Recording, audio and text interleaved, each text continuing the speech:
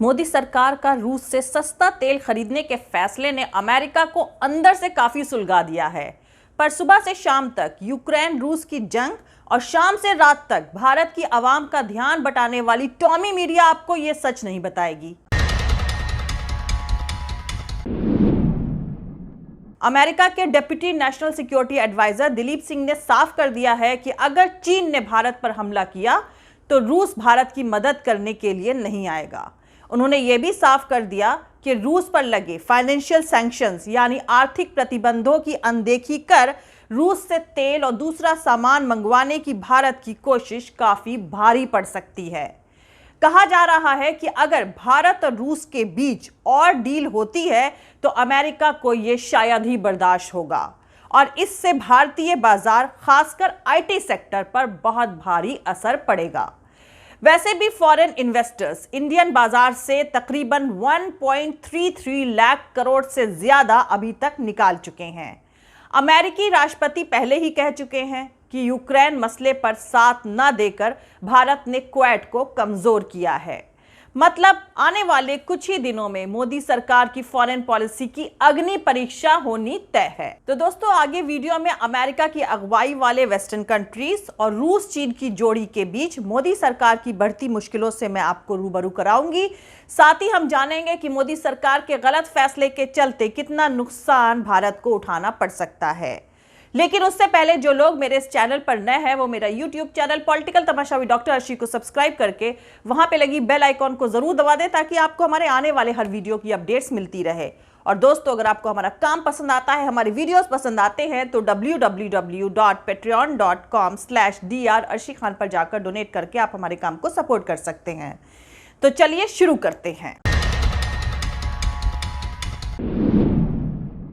तो दोस्तों, पहले मैं आपको बता दूं कि अमेरिका में इंटरनेशनल इकोनॉमी के डिप्टी नेशनल सिक्योरिटी एडवाइजर यानी डिप्टी NSA दिलीप सिंह 2 दिन के दौरे पर भारत आए थे। इंडियन ओरिजिन के दिलीप सिंह ने रशिया के खिलाफ कड़े फाइनेंशियल सैंक्शंस यानी आर्थिक प्रतिबंध लागू करवाने में अहम किरदार निभाया है। व्हाइट हाउस ने पहले ही बताया था कि दिलीप सिंह 30 और 31 मार्च को भारत में रहेंगे। अहम बात यह है कि अमेरिका के टॉप ऑफिसर्स का यह दौरा ऐसे वक्त में हुआ है जब यूक्रेन पर रूस के हमले के चलते कई वेस्टर्न कंट्रीज ने रूस से रिश्ते पूरी तरह तोड़ लिए हैं। लेकिन भारत ने अपने रिश्ते रूस के साथ बरकरार रखे हैं। बेहद कड़े ग्लोबल फाइनेंशियल सैंक्शंस के बावजूद रूस के साथ भारत ने कारोबार जारी कर रखा है। मोदी सरकार के इस रुख पर भारत पहुंचकर अमेरिका के deputy national security adviser Daleep Singh ने कहा है कि जो भी मुल्क रूस पर लगे बैन के दायरे से बाहर जाने की कोशिश करेगा उन्हें गंभीर नतीजे भुगतने होंगे। भारत को लेकर उन्होंने चीन और रूस की नजदीकियों का भी हवाला दिया है और कहा है कि भारत के लिए इन नजदीकियों के नतीजे बुरे हो सकते हैं। उन्होंने ये भी कहा है कि कोई भी और किसी को भी खुशफहमी में नहीं रहना चाहिए। रूस चीन के रिश्ते में रूस जूनियर पार्टनर होगा और चीन का हाथ जितना भारी होगा भारत के लिए उतना ही ज्यादा बुरा होगा। इंडियन ओरिजिन के अमेरिकी डिप्टी NSA दिलीप सिंह ने साफ साफ कहा है कि चीन के खिलाफ भारत को रूस की मदद नहीं मिलेगी। उन्होंने ये भी कहा है कि मुझे नहीं लगता है कि अगर चीन ने फिर से LAC का वायलेशन किया तो रूस भारत के बचाव में आएगा और यही वजह है कि हम चाहते हैं कि दुनिया के डेमोक्रेटिक कंट्रीज खासकर क्वाड मुल्क साथ आएं और यूक्रेन पर अपनी फिक्र जाहिर करें। लेकिन दोस्तों, मोदी सरकार रूस के यूक्रेन पर हमले को लेकर खामोश है। यहां तक कि रूस पर तमाम तरह के बैन लगने के बाद भी भारत उसके साथ कारोबार और बढ़ा रहा है, जबकि रूस के खिलाफ रुख लेने के लिए भारत पर वेस्टर्न कंट्रीज का दबाव बढ़ता जा रहा है। तो मैं यहां पर आपको बता दूं कि कुछ दिन पहले ही अमेरिका की तरह ब्रिटेन ने भी कई बार भारत के रुख पर अपनी नाराजगी का इशारा किया था और रूस के खिलाफ वेस्टर्न कंट्रीज की कार्रवाई में साथ देने की अपील भी करी है।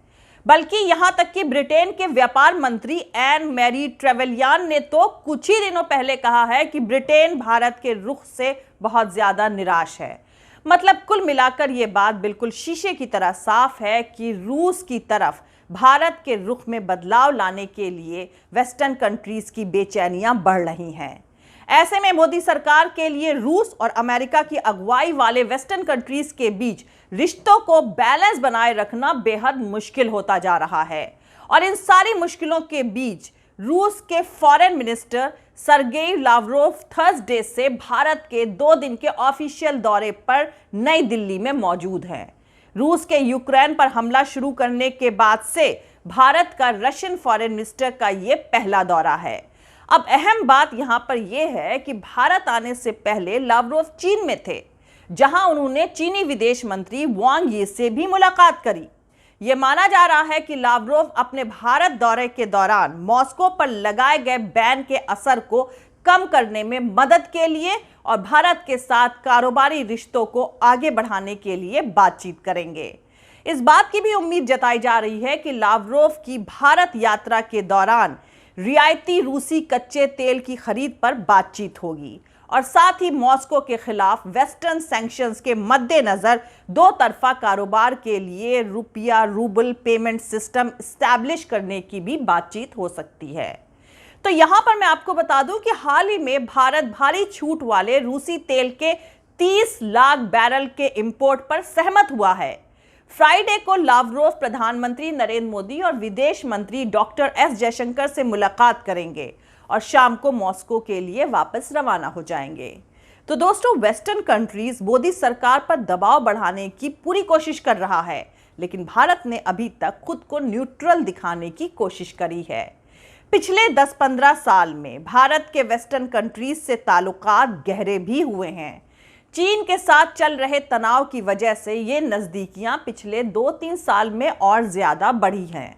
ऐसे में वेस्टर्न कंट्रीज को उम्मीद है कि भारत उसकी तरफ ही खड़ा हो और किसी भी सूरत में ऐसा ना लगे कि भारत का झुकाव रशिया की तरफ है।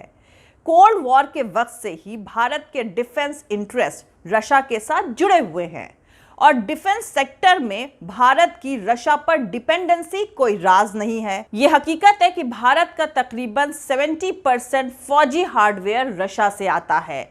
इस मौजूदा हालात में यह भी माना जा रहा है कि भारत अपने डिफेंस इंटरेस्ट को प्रायोरिटी देते हुए रशिया से अपनी दशकों पुरानी दोस्ती पर कोई समझौता नहीं करेगा। पर अब जानकारों का कहना है कि अगर रशिया और वेस्टर्न कंट्रीज के रिश्ते और खराब होते हैं तो मोदी सरकार की मुश्किलें काफी बढ़ जाएंगी और उस पर दबाव भी पड़ सकता है, क्योंकि भारत के ऊपर भी S-400 को लेकर बैन की तलवार लटकी हुई है। अगर रशिया और अमेरिका के रिश्ते और बिगड़ते हैं तो अमेरिकी कांग्रेस में यह सवाल जरूर उठेगा कि भारत क्या कर रहा है। अगर यूक्रेन में और तबाही होती है या बमबारी बढ़ती है और रशिया का मकसद और साफ हो जाता है, तब मोदी सरकार पर सवाल जरूर उठेंगे। क्योंकि पिछले कुछ दिनों से जिस तरह से वेस्टर्न कंट्रीज के नेता भारत आ रहे हैं, उससे यह साफ हो जाता है कि भारत पर दबाव बनाने की कोशिश करी जा रही है। लेकिन शायद भारत का रशिया की तरफ जो मौलिक रुख है वो बदलने वाला नहीं है और यही पैगाम लावरोव का ये भारत दौरा भी दे रहा है। भारत का रुख रशिया के खिलाफ नहीं है, भले ही वो रशिया के सपोर्ट में भी ना हो। वहीं दूसरी तरफ जानकारों का ये भी मानना है कि भारत के बहुत सारे इंटरेस्ट वेस्टर्न कंट्रीज से भी जुड़े हुए हैं, इसलिए मोदी सरकार को संभल कर कदम उठाने होंगे, क्योंकि मानना है कि इस पूरे रूस यूक्रेन मसले के चलते अमेरिका का चाइना से हटकर पूरा ध्यान अब रूस की तरफ चला गया है। जानकारों का मानना है कि मोदी सरकार चाहती थी कि चीन के ऊपर सबका ध्यान रहे, उसके ऊपर दबाव बना रहे, लेकिन अब वो दबाव चीन से हटकर रूस की तरफ चला गया है और साथ ही मोदी सरकार पर अब दबाव लंबे वक्त तक बना रहेगा। इसलिए इस पूरे सियासी तमाशे के बाद मोदी सरकार को दूसरे मुल्कों के बारे में दोबारा से असेसमेंट यानी हिसाब किताब करना पड़ेगा और साथ ही वेस्टर्न कंट्रीज को भी भारत के बारे में फिर से नए कैलकुलेशन करने की जरूरत पड़ेगी। भारत को यह भी सोचना होगा कि उसे इन वेस्टर्न कंट्रीज पर आने वाले वक्त में डिपेंड रहना चाहिए या नहीं। जय हिंद, सत्यमेव जयते, अल्लाह हाफिज। दोस्तों, हमारा पूरा वीडियो दूसरे और वीडियोस देखने के लिए हमारे YouTube channel political Tamasha with doctor Arshi को सब्सक्राइब करके वहां पे लगी बेल आइकॉन को जरूर दबा दें ताकि आपको हमारे आने वाले हर वीडियो की अपडेट्स मिलती रहे। और दोस्तों, अगर आपको हमारा काम पसंद आता है, हमारे वीडियोस पसंद आते हैं, तो www.patreon.com/dr अर्शी खान पर जाकर डोनेट करके आप हमारे काम को सपोर्ट कर सकते हैं। दोस्तों, अगर आपको हमारा वीडियो पसंद आता है तो लाइक और शेयर करना हरगिज़ नहीं भूलें। आप हमें फॉलो भी कर सकते हैं हमारे ट्विटर, इंस्टाग्राम और फेसबुक पेज पर। मेरा ट्विटर हैंडल है @arshi_aziz khan। थैंक यू, मिलते हैं अगले वीडियो में।